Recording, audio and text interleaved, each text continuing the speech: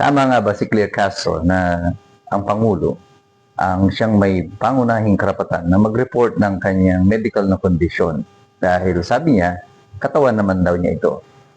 Pag-usapan natin yan ngayong hapon na ito. Ito po muli si Attorney Michael Perario. Kamakailan lamang ay napanood natin itong naging viral video nito ng tanungan sa Malacanang during the Malacanang press corps briefing, na kung saan isa sa mga reporters ang nagtatanong kay Claire Castro kung hindi ba sila maglalabas ng medical bulletin about the condition of the president. At sinabi niya na sila naman daw yung nagpapalabas ng medical bulletin, pero sabi nung reporter, mas maganda kung doktor. At sabi naman ni Castro, mas mainam na daw, mas mainam pa yung presidente mismo ang nagbibigay dahil katawan naman daw niya po yun yung apektado rito. Tama po ba siya? Well, ang nangyari lang kay Claire Castro ay ipinakita niya either yung kawalan niya ng kaalaman tungkol sa requirements ng konstitusyon o di kaya ay tahasan niyang nililigaw ang sambayan ng Pilipino ukol sa aktual na medical na kondisyon ng Pangulo.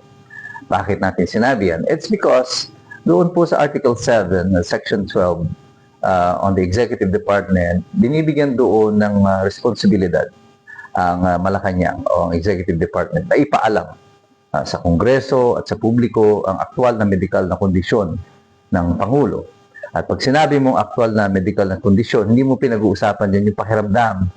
Masakit ba ang iyong leeg? O ikaw ba ay nadudumi o hindi ka madumi? Hindi po ganun yun. Ang requirement po doon is for us to declare and truthfully kung ano yung aktual na medical na kondisyon. At tama po yung reporter, doktor lamang po ang makakagawa niyan. Kagaya po sa Amerika, na kung saan ipinatan yung ating constitution. Kapag po may sakit ang Pangulo, required po sila that they update the public with the regular medical bulletin. At doon sa Section 11 of Article 7 ng Konstitusyon, actually, kapag ang President is temporarily incapacitated, halimbawa nga siya ay kasakit o under coma or whatever condition na hindi niya kayang i-perform ang kanyang function, ay dapat magsumiti sila ng pasubali o ng notice sa Kongreso tungkol dito.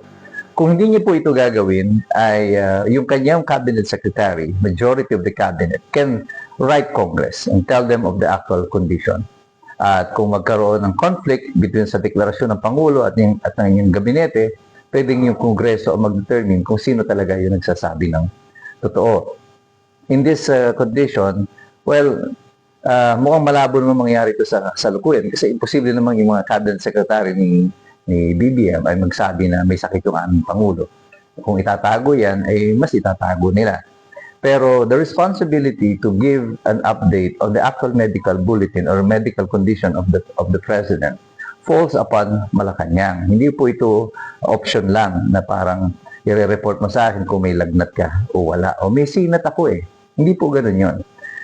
Kaya importante yan is because the Constitution requires that the President, yung Presidente natin, ay merong kakayanan na gawin ang kanyang mga tungkulin. Kasi kung hindi niya magagawa ang kanyang tungkulin, dapat automatic mag-a-assume ang Vice Presidente. At kagaya po halimbawa sa Amerika, nung pong nabaril si Ronald Reagan, siya po ay nag-undergo ng surgery wherein he was placed under general anesthesia. The moment na sinaksakan ng general anesthesia si Ronald Reagan and he was declared as out of tulog na siya, automatically George Bush Sr. then the Vice President was sworn into office to act temporarily as the President. Ang purpose po niyan ay hindi nagkakaroon ng break in the chain of command because in the United States, the President is the one in control of the entire military. If the the commander-in-chief is down, kailangan merong automatic na mag-assume. That is the function of the Vice President. In this case, hindi nila magawa yan because the Vice President who will assume is Sara Duterte. And kaya hanggat maitatago siguro itong kondisyon ng Presidente, kung totoo nga na siya ay nasa ospital o na mayroong isang mas malalim o mas malalang karamdaman, ay itatago at itatago yan dahil hindi nila na naisip na si Sara Duterte ay maupo kahit na ilang oras lang o kahit na ilang araw lang ay maupo bilang presidente ng Republika ng Pilipinas.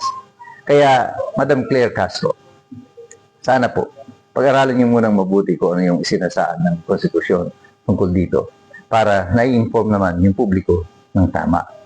Ang karapatan namin bilang mamamayan ay masabihan kung ang aming presidente, the commander-in-chief of the military, is still able to perform his duty. Hindi po ito optional. This is mandatory. To tell the truth is mandatory. Where is the president? Alam na nating lahat ang sagot dyan kasi lahat tayo nagsisipag-aral. Alam natin kasi mahirap makialam ang taong walang alam. God bless you. God bless us all. Mabuhay ang Republika ng Pilipinas.